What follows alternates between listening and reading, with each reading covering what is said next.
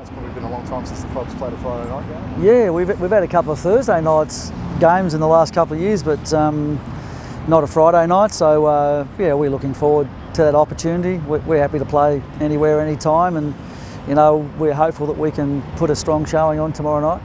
No Archie, no Dan. How do you sort of accommodate those changes? Yeah, we've won I think 2 of the last 3 NEFL premierships, and over the last 18 months we've had a lot of guys who have been busting to play senior football but not getting opportunities because we've had very few injuries, and we've been in good form, so there hasn't been a lot of team change. So I'm really confident that the group of players that we have underneath, A, will be hungry, and B, will be talented enough to acquit themselves really well and come in and fulfil their roles in the team. If there ever was a time to have squad depth, this sort of period over the next sort of 4 weeks is really it, isn't it? Oh, 100%. I mean, every club's talking about that, and it's so true. I mean, you know, we've been fortunate with injury this year. We haven't had too many. It's sort of struck a few all at once, but we're still relatively healthy, and you know, no doubt, and it's always the case, but teams win matches and squads win premierships, so you need depth in your squad, and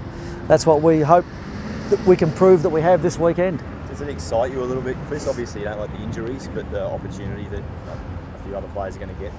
Yeah, it is good to see. So, you know, a good example of that, I guess, is a guy like Belland, who's going to get his opportunity after about 3 years on the list. You know, one of the Lions Academy players. He's done some hard yards over the last nearly 3 years, and I'm sure that when he gets his opportunity, he's going to step up to the plate. So that's an example of the excitement, and you know, it'll be the case for a few others that have been waiting in the wings. Can you tell us any of those others? I'll probably just wait selection come out.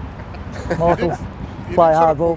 Foreshadowed this, didn't you, during the COVID break, that injuries were going to become a problem for every club? Yeah, and I think that's the case because the preparation for the season wasn't what you would normally do. And we're now starting to play off shorter breaks. You know, and listening to some of the other clubs talk, you know, they're finding training facilities is not easy, and the surfaces are different, and that can lead to issues as well. So yeah, it's a challenge for every team, and you know, our medical and fitness staff are working overtime each week to, you know, get as many blokes as possible fit to play.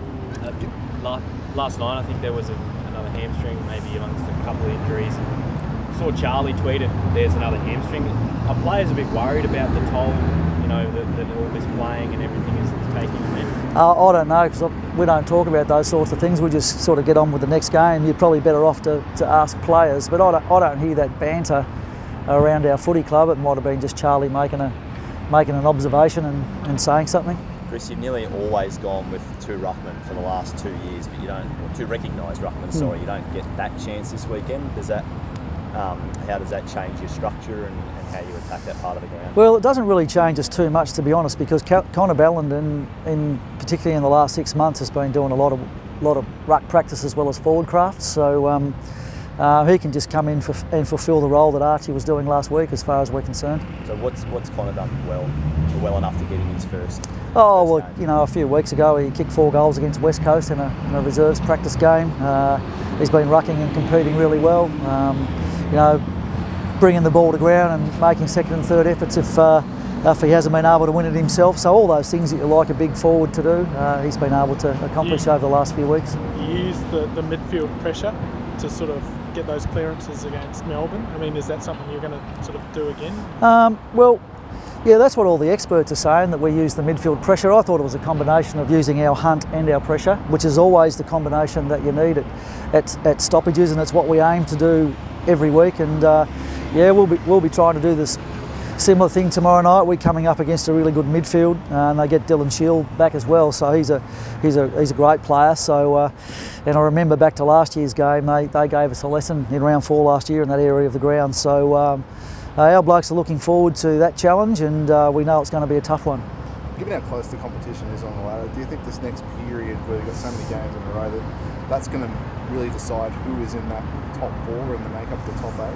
Oh yeah, no doubt it's important. There's probably 3 or 4 games, so there'll be about 5 games left after that. So it's no doubt going to shape the top 4 and the 8. So we're aware of that, but we'll just take each game as it comes. The players actually talk about that. They copped a touch up from this mob last year. Does that come into their thinking? I know you'd probably prefer them not to, but look, I think every club, when they plan for a game, look back to the last time we played that opposition. No doubt Essendon would look back to see what they learned. We look back to see what we learned. I know it was 18 months ago, but nevertheless it is definitely a part of the planning that goes into all football games. When I worked at Hawthorn, we always look back on the last time we played, so there's always things to learn and remember. Chris, what did you make of the 2-game ban? For Dan McStay? Look, he was a little bit unlucky because I don't think he intended to do what happened. I think the other player contributed, but that doesn't mean to say that he shouldn't have been suspended. We've just got to make it really clear to our players that they've got to do all that they can to avoid those sorts of collisions. Both the player who does the bump, but also hopefully the players who have the footy, that they don't sort of use their head in the manner that Neville did, which is just a technique thing, but it definitely contributed to the situation. Is it hard to coach Dan in that situation, or your players, if that arises again? It is really hard. All you can do is talk about it and hope that they respond in a particular way. But yeah, it's hard, Michael. I can't give you any other answer. It is split-second things.